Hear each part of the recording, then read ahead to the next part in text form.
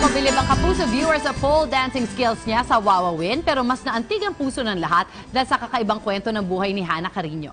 Nagsumikap si Hannah na itaguyod ang pamilya sa pamamaraan na kaya niya. She has 5 kids from different men of different nationalities at kahit na may kaakibat itong kritisismo mula sa ibang tao, ang alam lang ni Hannah ay kung paano magpursige para buhayin sila. Kilalanin natin siya ngayon, mga Mars. Let's all welcome Hannah Carino. Hi, Hannah! Hello, good evening po. Good evening! Kamusta ka naman ngayon? Okay lang po. Okay, sumisikat, daming TV appearance. More racket, ibig sabihin, more work for you. Totoo naman yan, Mars. At may sulat nga pala sa amin ang nanay mo. Biglang balita. Dear Mars, alam ng lahat ang kwento ng anak kong si Hannah. Mahirap ang pinagdaanan ng anak ko. Siya lang ang buong buhay sa mga anak niya. Minsan naawa na ako sa anak ko dahil pag may problema kami, lalo na pag dumating na ang mga bayarin, mahirap hanapin ang pambayad ng sabay-sabay. Dinadasal ko na lang na wag siyang magkasakit o anuman. Kaming dalawa lang ang nagtutulungan. May times na nag-aaway kami pero mahal na mahal ko ang anak ko. Kahit anong hirap para lang sa mga anak niya, ginagawa niya.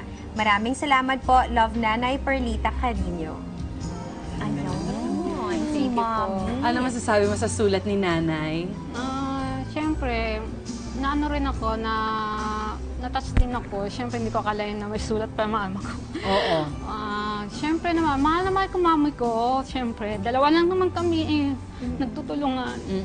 Pag wala ako, mama ko nag-aalaga sa sa 4 ko na anak. Kasi yung panganay ko wala diyan, nasa Zamboanga. Siyempre, pag may problema sila, yun lang, nagpapadala lang ako ng pera sa kanila. Bayad ng bahay. Kaya minsan nagkasabay, talagang mahirap talaga hanapin.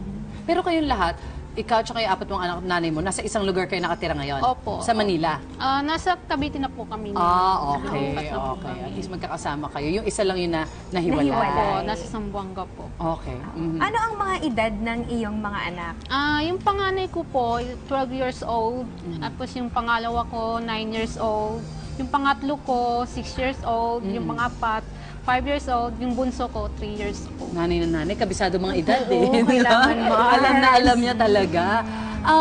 Bakit parang tipong, kumbaga, parang feeling mo hindi natutuloy yung love affair dito sa mga nami-meet mong kasi boy, minsan guys? kasi pag pag ngayon, katulad niya, may mga ganun. Parang inisip ko na lolokohin mo lang ako, iwanan mo rin ako, ganun. Parang ano na lang, parang steady na lang ako sa mga anak ko. Pero umaasa ka pa rin na mahanap mo ang one true love mo? Hindi ko alam. At this point, umaasa ka pa ba? Or parang okay na? Parang, ewan ko lang, hintayin ko na lang yung magseryoso sa akin. Parang ganun. Kung dumating, di dumating. Ano naman ang mensahe mo para kay Nanay Perlita at sa iyong 5 anak? Ma, alam ko, mahirap mag-alaga ng marami. Lalo na yung mga anak ko, ang kukulit, talagang makulit talaga. Pero may time talaga na masaya, lalo na pag may problema, talagang nakakasaya rin yung mga lalo na mga anak ko, nakakasaya rin, nakakatanggal ng pagod. Ako, kahit malaya ko, sabi ko, iniisip ko naman na lahat ng kinikita ko sa inyo naman mapupunta eh. Thank you kasi nandyan ka. Hindi mo pinabayaan ang mga anak ko. Ako yung mga nanay. Talaga nanay natin sila. Kahit sa pagtanda natin, nanay pa rin natin hindi natatapos ang pagiging ina, Mars. Kahit ang anak mo may sarili ng pamilya, may mga apo ka na, hanggat buhay ka, yun pa rin ang trabaho. Takbuhan, correct. At bago kayo maghiwalay, pagsasamahin muna namin kayo ni Nanay Perlita. Nanay Perlita! Hi, Nay! Hi, Nanay Perlita. Tanghali po. Hello po. Parang naiiyak na po kayo, Nay. Nay, may mensahe ba kayo para sa inyong anak na si Hannah? Gusto ko lang po, ma'am, na magbago po yung buhay niya. Baguhin niya yung buhay niya. Alang-alang sa mga anak niya kasi nag-iisa lang po siya naghanap buhay para sa mga anak niya. Habang nabubuhay po ako, ma'am, malakas po ang katawan ko. Tutulungan ko po siya, alagaan yung mga anak niya. Kasi nag-iisa lang po siya maghanap buhay para sa mga anak niya. Kaya minsan ang sinasabi ko sa kanya, ingatan mo palagi ang sarili mo. Kaya kung siya ang mawala, paano ang mga anak niya? Paano ako? Hindi ako makakilos kasi walang mag-alaga sa mga anak niya. Yun lang po ang sa akin. Ano pong buhay ang pinapangarap niyo para kay Hana?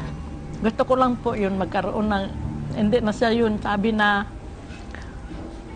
yun sa trabaho niya ganyan, gusto ko kahit maliit na ng tindahan para magsama-sama kami. Kung baga gusto mo na yung mag-ipon lang, magsama-sama sa isang lugar, magnegosyo na lang Opo, po magnegosyo kayo, na lang kahit po simple kami. lang. Yun na lang po. Masasama-sama. Para masubaybayan niya, masubaybayan ko rin siya at saka masubaybayan niya yung mga anak niya. Yun lang po ang gusto ko. Ano, Hana, malapit na ba? Pwede ka bang makapag-ipon na para magtayo na lang ng maliit na business? Gustuin ko man pero kulang pa rin eh. Kulang pa rin yung kinikita ko talaga. Kulang talaga. Siguro darating ang panahon na mapag-aabot nyo kung ano man yung gusto nyong mangyari ng magkakasama. Kasi iba pa rin talaga ng magkakasama kahit na anong sabihin mo. Opo. So sana dumating yung panahon na yun nga, magsama-sama kayo ng iisang lugar at nakakapagtrabaho ka pa rin for your family. Thank you. Nay, ready ka ba if ever lumipat ng Palawan? Iniisip ko lang Maganda yung daw mga po future ang beach options doon, sa Nay. Nay. Oo, madami mga honey doon, mga kasoy. Opo. Mag-change May business! business kayo, Nay, pero meron pa rin. Meron eh. Basta masipag, di ba? Basta Hindi, masipag. kahit dyan lang sa tabi ng bahay namin, andyan na, malakas man, kunting-kunting toro-toro lang. Ayan, May malapit plano lang si po kami, Mami. malapit lang po kami sa basketball court. Ayun, oh. Ayun, kahit yung Pwede mga... magtinda na, turon, banalak Kaya nyo, nga, kamotik yun, nyo, yun, gulaman. Gulaman. Kaya, sagot gulaman, yan ang Yes, tinda, yan. pitsi-pitsi. Oh, Yan, sarap. ako. Oh, may business plan na si nanay, oh, di ba? Oh, Financier na magpakapitan lang. na lang. Tama. Wini-wish po namin na kung ano man yung mga pangarap niyo. Siyempre, para sa mga bata naman to eh. Kayo po yung nagtatrabaho sa mga bata. Ikaw din para sa mga anak mo. Eh, the best na mangyari para maipataguyod nyo sila ng maayos. At sama-sama. Sana. Sana. Yeah. Ayun nga, kahit paano, magsama kami. Ako, siya, yung mga anak niya. Oo.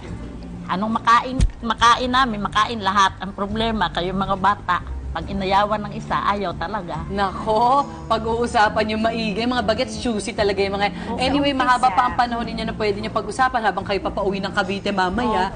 Pag-usapan yung mga plano nyo. Good luck po sa inyong dalawa. Thank you. Maraming salamat. Salamat din po. Salamat po. Naku, we hope na mas madalas kayong, syempre, magkita at magkasama ng mga anak mo, Mars. Thanks for sharing your story with us. And up next, isang chicken barbecue recipe naman ang isa-share sa atin ni Mars Jenica sa pagbabalik yan ng Mars!